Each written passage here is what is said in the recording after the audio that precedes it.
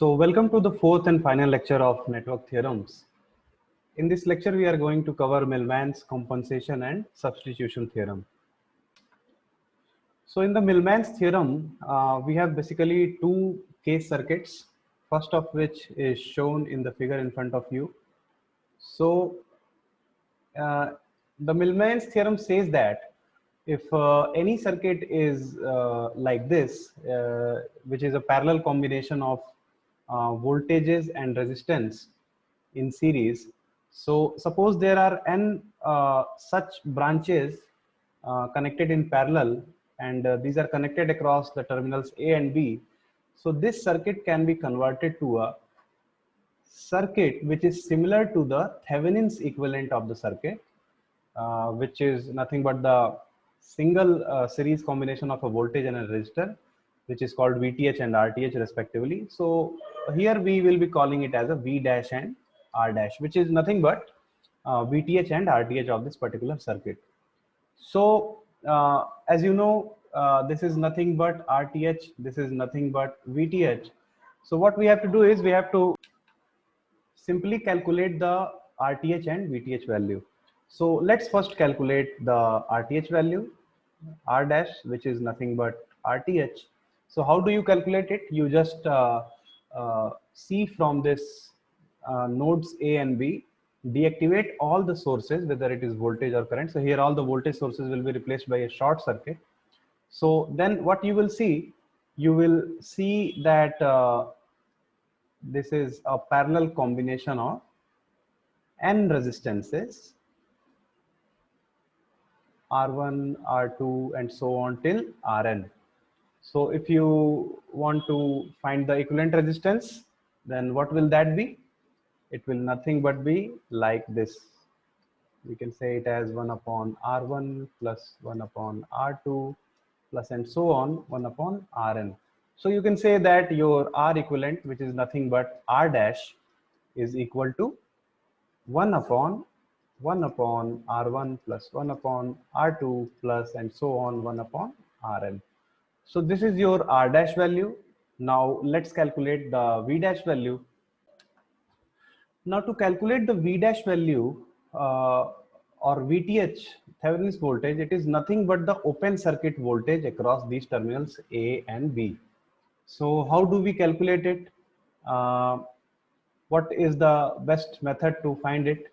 I think the best method will be to find the short circuit current and then multiply it with the RTH that we just found. And in this way, we can find our VTH value. So you must be remembering when we were talking about the Norton's theorem that the Norton's current IN, which was nothing but the short circuit current when the load was shorted, is nothing but is equal to the Thevenin's voltage multiplied by the Thevenin's resistance, which is also called Norton's resistance, right? So to find this VTH, what we are going to do is we are going to short circuit this A and B and find this ISC short circuit current. So if we find the ISC current, we can simply find our VTH, which is nothing but V dash here, is equal to ISC divided by RTH. Okay, so what happens if you short circuit this A and B terminal? Can you guess what will be the value of current ISC going through this short circuit branch? Now there is a short circuit branch, and if you connect a voltage in series with a resistor, there is going to be a current flowing in this particular direction. Let me call it as I, right? So what will be the value of I? This I will be nothing but V divided by R, simple. Now, if you add one more such branch, let me call it as V dash and this call it as R dash and connect it to the same short circuit. So what will happen? Since this short circuit has no resistance, short circuit has obviously zero resistance. So what will happen is whatever current is going here because of this branch V dash and R dash, all the current will be going to this short circuit only. No current So since this branch has no resistance, it is short circuited. Even the current from this circuit I dash will also be going into this same short circuit. So I dash will also be entering this. So the total current will be here in this short circuit will be I dash plus I. And remember, this I current was because of this particular branch. So similarly, in this circuit, this short circuit current is going to be the combination of current from all these branches. So if the current from this particular first branch is I1, from this branch is I2, and from this is IN, this ISC going to be is the summation of all these currents, I1 plus I2 plus IN. It is very simple to understand because uh, if if if the currents are finding without resistance pathway, they are only going to go through that only. They are not going to be going into the any other branch where resistance is already there.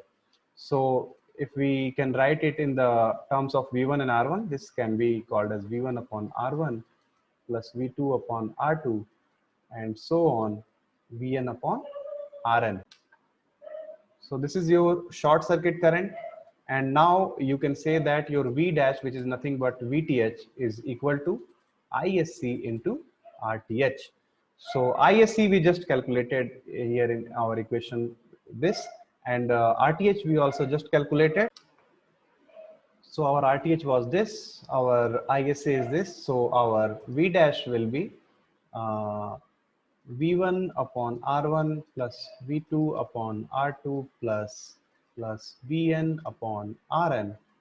This whole thing is divided by 1 upon R1 plus 1 upon R2 plus and so on 1 upon Rn.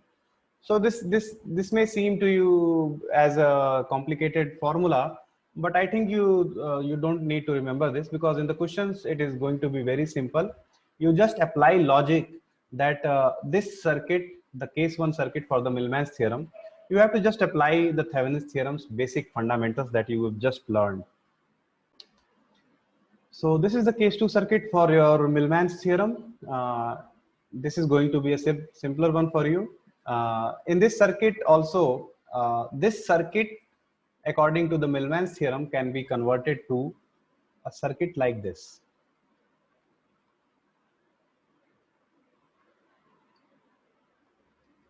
So this is A, this is B. Let me call this as I dash and let me call this as R dash. So here also, this circuit, what does it reminds you? It is nothing but the Norton's equivalent of this particular circuit between the terminals A and B. So we are just going to have to find the Norton's equivalent of the case 2 circuit for the Millman's theorem. So if you want to calculate this R dash is nothing but Rn, which is nothing but RTH, or the Thevenin equivalent circuit. And what will that be? If you want to calculate this R equivalent, or which is RTH across these terminals A and B, how will you find it? You are just going to activate all these current sources, which means, so to calculate this R equivalent, we are just going to have to deactivate all these current sources. So we will only be left with the series combination of these R1, R2, R3 and so forth Rn. So it is just going to be the summation of R1 plus R2 plus and so on plus Rn, right? So this is going to be your R dash. Now, if you want to calculate I dash, you have to go the other way, which is what is the value of Norton's current? It is nothing but the open circuit current or Thevenin's current, VTH, divided by RTH or Rn. So all are same. Rn, R dash, RTH, all are same. IN, I dash, both are same. And similarly, VTH and V dash are same. So if you want to calculate VTH and RTH, you have already calculated here. So how will you calculate VTH? If you just observe this circuit closely, you see that this current I1, this I1 current is going here, and then it is using this branch and then coming back here. And then again, this current is going to this particular direction, because this is the single branch. So if the I1 is flowing here, it has to go there and then come back from here, right? So the I1 is going there. Then again in this particular circuit, if you see, the I2 is going from here, then going in this branch, and then traversing through this branch, and then coming back again here. So you can say that the value of current in these resistance, be it R1 or R2, is going to be only the value of current which is being supplied by the corresponding current source. So if you are having problem in understanding this particular thing, let me redraw this. And since these 2 points are completely short circuited, they are definitely short circuited, so we can redraw this only this R1 and R2, I1 and R2 section of the current like this. So let me draw it like this. This was your I1, this is your R1, and let me draw this short circuit as this. And let me draw this I2 section like this. This is I2, this is R2. So this is not wrong. This is also completely correct, because all these points, this point, this point, this point, this point, is now also short circuited. So even if you mix it and make it like this, it is going to be the same. So what you can see that if I1 current is going here in this branch, here also it will be I1, here also it will be I1, and definitely here also it should be I1, because there is no other way, because if it is not I1, how will the I1 go back to this current source, right? So if at this particular junction, if you see, if I1 is entering and I1 is going out, what is left for this direction? Nothing. So here I should be equal to 0. Similarly, here also you can see that I2 is going in this direction, and then also going back I2 in this direction, sorry, I2. So at this point, if you see, if I2 is coming and I2 is going in this direction, what is left to flow in this direction? Nothing. So here also I2 should be 0. So in this branch, the current value is going to be 0. So can you tell me the voltage drop across R1? If I1 current is going here, there will be a voltage drop of I1 into R1. And also if you see this branch, if I2 current is going, there will be a voltage drop of I2 into R2. And sorry for the interruptions that are coming in between, because I had to pause the video because a lot of noise pollution is coming from outside. So I hope this does not distract you. So now, if you understand the topic I just told you, we can directly write the value of VTH, which will be equal to the voltages across all these resistances, right? So here it is going to be I1 R1, here it is going to be I2 R2, similarly I3 R3, and here it is going to be IN RN. So you can simply write I1 R1 plus I2, sorry, I2 R2 plus and so on plus IN RN.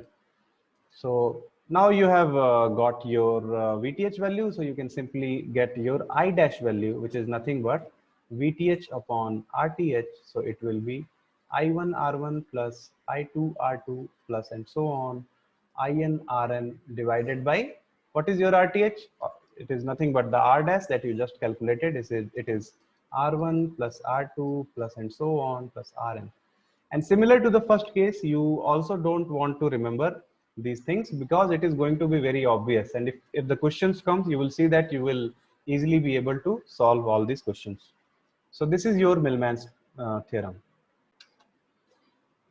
Now let us solve this example using Millman's theorem. So as you can see that we can convert this circuit into a simple Millman circuit like this between the terminals A and B. And this is your load resistance, which is of 10 ohm. This is your R dash and this is your V dash. So according to the Millman's theorem, your R dash value will be 1 upon R1 plus 1 upon R2. So either you can directly apply the Millman's formula, Or you can just simply use your common sense that if you want to calculate R dash, it means you want to calculate RTH. And for calculating RTH, you just have to deactivate all these voltage sources and find the R equivalent from this direction, right? So let us go using Millman's formula. So what we will get? We will get 1 divided by 1 by 10 plus 1 by 10. So this is how we will get our value as 5 ohm. R dash is equal to 5 ohm. Now let us go and calculate V dash. So what is your V dash value? From the formula, we can directly say that V dash is nothing but I1 plus I2 divided by R dash. And you already know that this is your current I1, this is your current I2, which when combined will become the short circuit current ISC. So let's calculate the value of I1. What will be the value of I1? I1 will be nothing but 10 divided by 10. So V1 divided by R1, which is 10 divided by 10 plus again 10 divided by 10 and divided by R dash we just calculated, which is 5, which means it will become 2 by 5, which means sorry, I did a very big mistake. This was not divided by R dash, this was multiplied by R dash, sorry. So this will be multiplied by 2 and sorry, 5. My mind is not working, I don't know why. So this will be multiplied by 5 equal to 2 into 5, which is equal to 10 volts. So we got our V dash as 10 volts. So now coming back to this circuit, we can just put the values. So here R dash is 5, this is 10, this is already 10, and you have to find this I value. So I will be nothing but 10 divided by 10 plus 5 will become 0.67 ampere. So this is your answer. So here I used the Millman formulas to calculate the final current I in this circuit. Now let us see this case 2 Millman circuit example. Here we have to find the value of I, and as you can already know that we can represent this circuit as a circuit which is very similar to Norton's equivalent circuit, right? So this is basically your load. So let me keep it open. Let me call this as A and B terminals, and this is your I dash and this is your R dash. So calculating R dash, you already know that it is nothing but equivalent to calculating R equivalent between the terminals A and B. And for calculating R equivalent or RTH, you have to deactivate these current sources, which means you have to open circuit them. So the R equivalent or R dash will be nothing but the summation of these 111 volt resistances. So it will be 1 plus 1 plus 1 is equal to 3 ohms. So you have got the value of R dash. Now, as I told you that I dash is nothing but V open circuit divided by R dash or RTH or RN. You can say anything. So what is the V open circuit? It is when you find the voltage between A and B terminal. So earlier we had calculated it out as it will be equal to I1 R1 plus I2 R2 plus I3 R3, this V open circuit, and whole thing will be divided by R dash. So what is the value of I1 R1? It is nothing but 2 ampere into 1 volt, like this. But here, since this current direction is in opposite direction, this voltage drop is going to be in opposite direction, and this will again be in the right direction. So all we can write is 2 into 1. This sign will be minus because the current, this 1 ampere current is in opposite direction. I hope you can see. So minus 1 into 1 and again plus 4 into 1, and whole will be divided by 3, the value of R dash. So what we will get? We will get 4 plus 2, 6 minus 1, 5 divided by 3. So you get I dash value as 5 divided by 3 ampere. Now in this circuit, equivalent circuit, you have to add your load resistance, and you have to find this current I. And since this I dash is 5 by 3 ampere, and this resistance is already given as 3, this is R dash that we just calculated, 3 ohm. So what will be the value of I? So as you can see, this current source will be pushing current in this branch in this direction, right? So whatever is the value which is going to come is going to be negative. So using the current division rule, we can say that I is equal to I dash, this current I dash, multiplied by, what is the current division rule? You have to put the other resistance in the denominator, which is 3 divided by 3 plus 2. But what will be the sign? The sign will be negative, because the direction of current which is being pushed, let me call it as I double dash. So I double dash will be in this direction, but I double dash is going to be in the negative. So if you say you are writing I double dash, it will be plus. But again, when you calculate I, it is going to be minus I double dash, right? So what I just did is I just only took I and put a negative sign in front of this equation. So what will be the value? We have 5 divided by 3 multiplied by 3 divided by 3 plus 2, which is basically 5, will become 1 ampere. Hence the answer. Now let's talk about compensation theorem. This theorem talks about the change in the currents or voltages in any circuit that will be because of change in the magnitude of any impedance or resistance value in the circuit. So how to calculate these changed current easily when the magnitude of any impedance or resistance is changed? So for example, in this circuit, if you see, if we change this value Z of this particular impedance to Z plus delta Z, then what will happen and what will be the change in this current I, that we are going to see, and how we can draw a modified circuit using that delta current, delta I, or the changed current value. So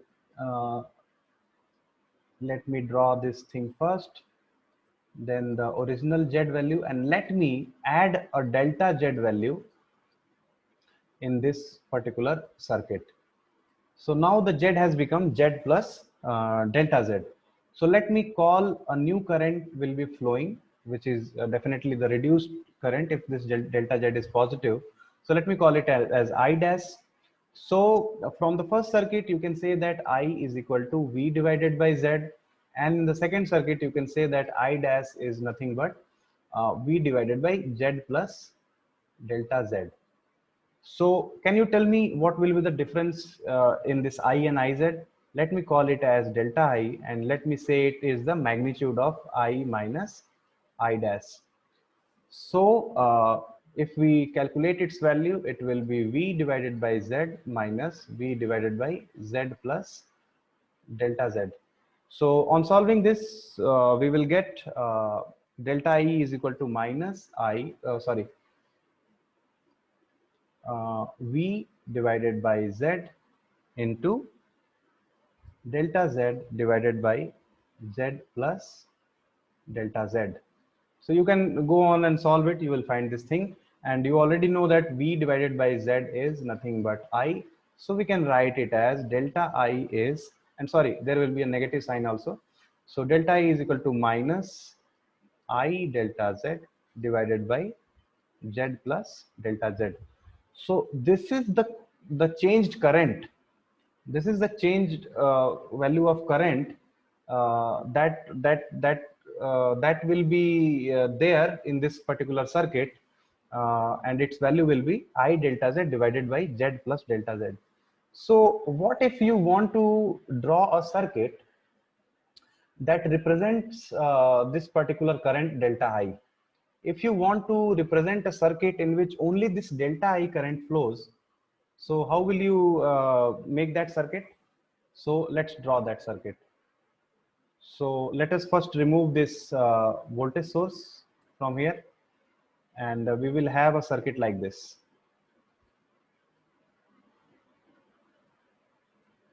Z delta Z. I will explain you why am I taking it like this. And there is a there will be a uh, voltage source whose values will be I delta Z. So this current, we have already assumed this direction as delta I. So from here, as you can see, uh, this delta I current value is what? I delta Z divided by Z plus delta Z, and in negative direction. So this represent a voltage source. This is equivalent to a voltage source. Let me call it as V dash, and this is the impedance of a particular circuit. So there is a voltage source and there is a particular impedance in a particular circuit, and this voltage source is having a value of I delta Z. Let me take this direction, and this impedance value is having this Z plus delta Z value. And if I am assuming the current to be flowing in this direction, then obviously I can call it as delta I, because obviously if the voltage has this positive direction in this direction, then the current will be flowing naturally in this direction. But since I have taken I delta I in this direction, so we have to take a negative sign here, right? So now I think you understand this circuit. So we have taken a voltage source like this, delta I current like this, and uh, there will be a voltage source and the impedances will be Z and delta Z in series. So what is the need of drawing this circuit? So suppose there is a very complex circuit in which there are many voltage sources and many resistances, and suppose if a particular resistance value is changed, then if you want to calculate that what is the value of currents in all the branches and in all the elements that is going to change, you can calculate that directly by using this particular setup and this particular formula. You can directly calculate the change in current in that particular branch where the impedance is changed, and you can draw a circuit like this, and you can calculate using this delta I current all the changes in the circuit. So let us go for an example, and step by step we will understand how this works. Now in this example, as you can see, we have to find the change in current in this 2 ohm and this 6 ohm resistances when the value of this variable resistance changes from 3 ohm to 6 ohm. So we are going to solve this circuit in steps. So in step 1, we are going to draw the original circuit with 3 ohm resistance, the initial value of this resistance. So let us quickly draw this circuit. Now, as you can see, I've drawn the circuit, and let us find out these values IT and I quickly, because we have to find the value of current in the variable resistance, as you can remember here. So this value delta I came out to be delta I into delta Z. So what was that I? This I was the current that was originally flowing in the impedance that was changed. So for calculating IT, we have to quickly find the total equivalent resistance across these voltage source terminals. So R equivalent will be very easily, you can say that there is a parallel combination of 3 and 6, which is in series with 2. So you can call it 2 plus 3 into 6 divided by 3 plus 6, which is 4 ohm. So R equivalent is 4 ohms. So you can say that IT is nothing but the voltage divided by R equivalent. So 12 divided by 4, which means we got 3 ampere. Now we have to find the value of I, and I can be found very easily using current division rule. So using this current division rule, we can say that I is equal to IT into definitely 6 divided by 6 plus 3. And so it will be 3 into 6 divided by 6 plus 3. So we will get 2 ampere. So our I is 2 ampere. Now let's come back to step 2. In the step 2, we are going to find the compensation voltage, a compensation EMF. Here, as you can see, this I delta Z is called the compensation EMF.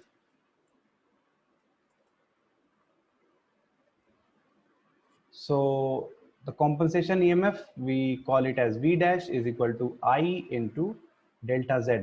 So what is delta Z?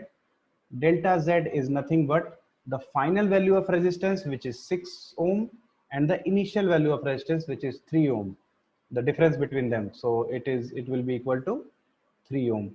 So V dash value will be nothing but I is 2 ampere into 3, which is equal to 6 volts. And how will we apply this compensation voltage? In the opposite direction of the original current flow. So here, when the current was flowing in this direction, we have to put our voltage like this in opposing direction. So the positive will be upside, so that it will oppose that original current, because you are increasing the impedance value. So now, since we have got our compensation voltage, we will put that into the circuit, and let us see how we can make it. So let's go to the step 3. In the step 3, we will make a modified circuit with Z is increased to 6 ohm from 3 ohm. So, and we will also deactivate all the voltage sources here, so that we can only have the currents which are changed current or delta I's in all the branches of the circuit. As I showed there, that when I deactivated this voltage source here from here, all the current which was flowing in the circuit was the changed current.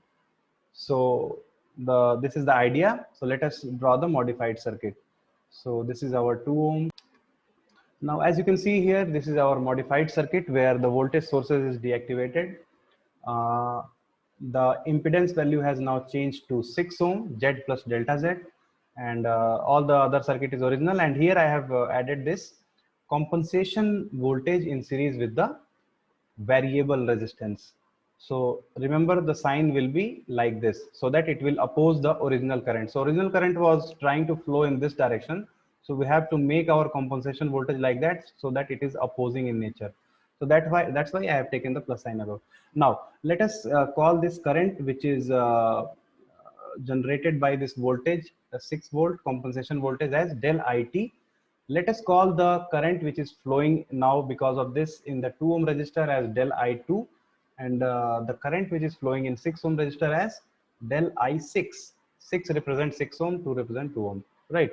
So you can see that all the currents now which are flowing in the circuits are the changed current, the value of changed current. So this is the main idea of compensation theorem, is that it will give you only the changed currents or voltages in the circuit if you draw this compensated circuit. So similarly to the previous case, let's find out the value of del IT. So for our finding del IT, we have to first find the R equivalent value between the terminals of this voltage. So you can see that this 6 ohm resistor is series with the parallel combination of this 6 and 2 ohm. So R equivalent is going to be, R equivalent is the between these two terminals, between this 6 volt voltage. So it is going to be 6 plus 6 into 2 divided by 6 plus 2. It is equal to 6 plus 12 divided by 8, which means 6 plus 3 divided by 2, which is 7.5 ohm. So we have got our R equivalent as 7.5 ohm. Now let us calculate the del IT value. So what will be the del IT? It is nothing but this compensation voltage 6 divided by R equivalent, which is 7.5. So it will be like this. Now, if we want to calculate the changed current in the 2 ohm resistor, so del I2 will be nothing but, using the current division rule, we can directly say that del IT multiplied by the 6 ohm divided by 6 plus 2. So we will get this value as 0.6 ampere. Similarly, let us go to the next page. We can find del I6 as del IT multiplied by 2 divided by, using the current division rule obviously. Now since we have to calculate this current, so we have to take this resistance in the nominator. So 2 divided by 2 plus 6. So calculating, we will get this value as 0.2 ampere, right? So this is our answer. Now coming to the substitution theorem, What can you say about these four circuits? Just watch these circuits for a moment. Pause your screen and watch these circuits for a moment. And can you tell any similarities between these four circuits? So, can you tell me the value of current in this particular circuit? What will be the value of current in this first circuit? Let me call it as 1, this 2, 3, and this as 4. So I will be definitely 18 minus 12 divided by 3, which is 6 divided by 3, which is 2 ampere. So the current I is going to be 2 ampere in this circuit, and the voltage between these terminals is going to be 12 volt, because obviously there is a 12 volt voltage source.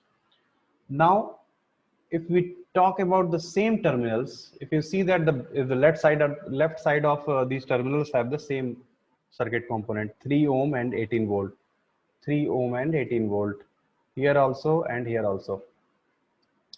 So can you tell me the value of current in this circuit? So you can simply say that it is 18 divided by 3 plus 6, which is 18 divided by 9, which is here also I is equal to 2 ampere. So if this I is 2 ampere, what is the voltage drop going to be between these two terminals? It is definitely going to be 2 multiplied by 6, which is 12 volt. So the voltage between these two terminals came out to be 12 volt. So remember, here it was a voltage source. Now here I have replaced it with a 6 ohm resistance, but still the voltage between these terminals are going to be the same 12 volt. Now coming back to this circuit, if somehow we manage to calculate the voltage between these two terminals as 12 volt, then we can say that this is also similar to the above two circuits. So can you tell me the value of current? Obviously I is going to be 2 ampere, because there is a series current source, and if current source is of whatever value, the same current is going to flow in the whole circuit. So if this is 2 ampere, what is the value of voltage across this 3 ampere 3 ohm voltage source, 3 ohm resistance? It is going to be 3 into 2, which is equal to 6 volt. So the value of voltage between these two is going to be the difference of 18 volt and 6 volt. So it is going to be 18 minus 6 is equal to 12 volt.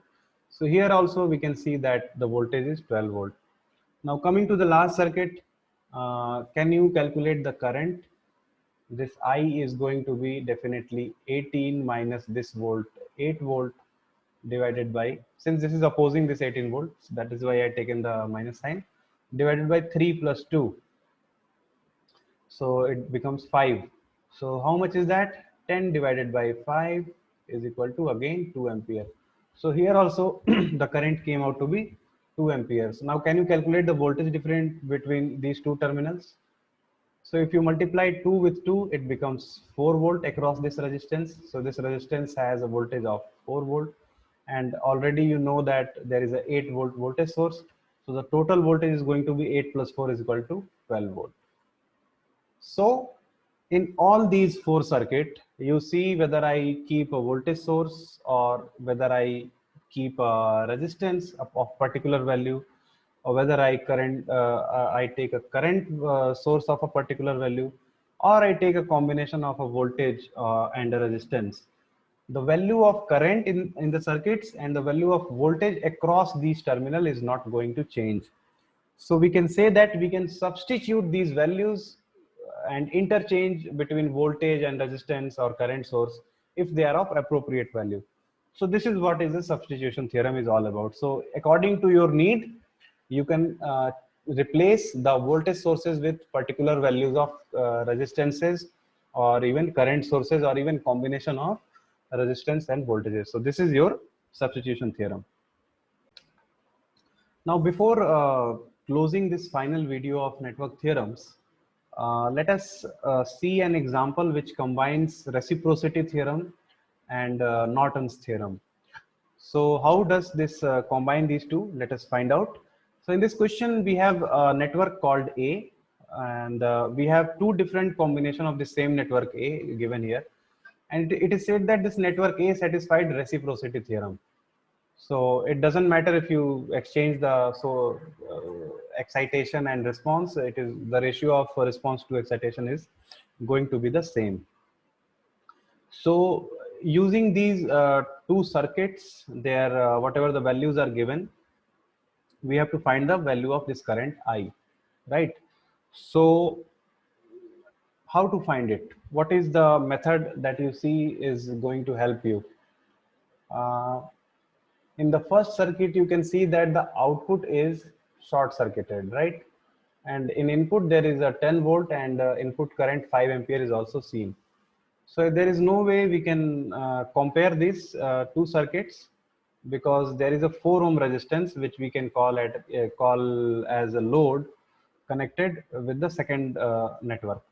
So there is only one way, is that we can convert this network A into a Norton's equivalent circuit, and then find out the value of current I across the load 4 ohm. So how to calculate, how to know whether the values of IN, which is basically I short circuit, and the value of RTH. So let us find out. So case 1. Here you can see that there is a voltage excitation is already there, and the output of this particular network between these 2 points is short circuited. So this clicks in our mind that in the Norton equivalent circuits of any network, we have to first calculate a short circuit current, ISC. So if somehow we can relate this network and this network using reciprocity theorem, we can find the value of short circuit current across this load 4 ohm, because short circuit current is only calculated across the load when it is short circuited. So let us quickly draw a third circuit. This is the same network A, and 30 volt is there, and we have now short circuited this 4 ohm load, and we have to find ISC, which is also called I Norton, right? So we can compare this circuit, let me call it as third circuit, with the first circuit. So here you can see that response is 2 ampere and excitation is 10 volt. So from the first circuit, we can say that 2 divided by 10 should be equal to, here you can see that the response is IN, and your excitation is 30 volts. So IN divided by 30. So from here you can directly get your IN as 6 ampere, right? So you got your the first value of your Norton's equivalent circuit. Now, how will we calculate the Thevenin's equivalent resistance? Let me call it as case 2. So in order to find Thevenin's equivalent, first of all you have to do is you have to remove the load impedance, and then see from this side between the terminals as what is going to be the equivalent resistance. But since you can see that there is a network, and you cannot see what is inside this network, so there is only one method left. As I told you, when there was a dependent source in any network, when we were talking about Thevenin's and Norton's, when there is a dependent source, then what we can do is we can apply a generator voltage or current between the output terminals, open terminals, and then we can find the current which is entering the network, and then dividing the voltage and current, we can find out the input impedance, and that is exactly going to be your RTH or RN. So the same method we are going to apply here also, because this whole network is not known, because the dependent sources, you cannot know what is the input impedance. Similarly, in this whole network, you don't know what is inside. So the only option we are left with is we remove this 4 ohm resistance and apply a generator voltage here. So let's do that. And why am I applying generator voltage? Because we want to compare this circuit with the first one. And in the first one, there is no current source, there is only voltage source. So that is why we are going to draw first a modified circuit like this. And you know, during the calculation of RTH or RN, we have to deactivate all the voltage and current sources which were already existing. So we have to short circuit this 30-volt voltage source. So on the outside, this second circuit is going to be short circuit, and on the inside between these terminals, I'm going to add a generator voltage of 1 volt, right? And now we have to calculate a current I. Let me call it as I dash, because I is this current we want to find. So if somehow we are able to calculate this I dash, we are easily going to calculate the value of ratio of voltage and I, and thus we will find the input impedance. This we can call it as RTH or RN. Okay, so now this is your circuit number 4, and this is your same network A. So if you compare this network with the first network, you can see that there is a voltage source of 10 volt, and there is an input going current of 5 ampere. So this 5 ampere you can take as response, and this 10 volt voltage source you can take as excitation. So 5 divided by 10 is definitely going to be, since these two circuits are reciprocal, so in this fourth iteration of network A, we can similarly say that this 5 divided by 10 is going to be equivalent to I dash divided by 1. So from here you can say that I dash is equal to 0.5 ampere. So can you tell me this RTH value now? RTH is definitely going to be the input impedance, or you can say it Norton's equivalent or Thevenin's equivalent resistance, which is going to be equal to voltage 1 volt divided by 0.5 ampere current. So it becomes 2 ohm. So now you have got the equivalent Norton circuit of this particular network A. This RTH value or RN value is 2 ohm,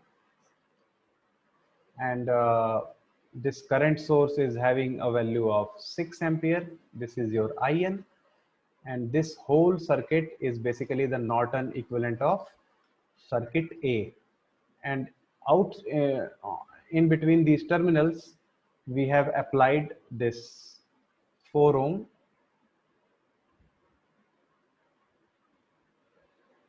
resistance load, and now we have to find this current I. Now I think it is going to be very easy. Just apply current division rule. So this is 6 ampere. So I is going to be 6 into, nominator will be this 2 divided by 2 plus 4. It is going to be equal to 12 divided by 6 is equal to 2 ampere. So your final answer is 2 ampere. Thank you.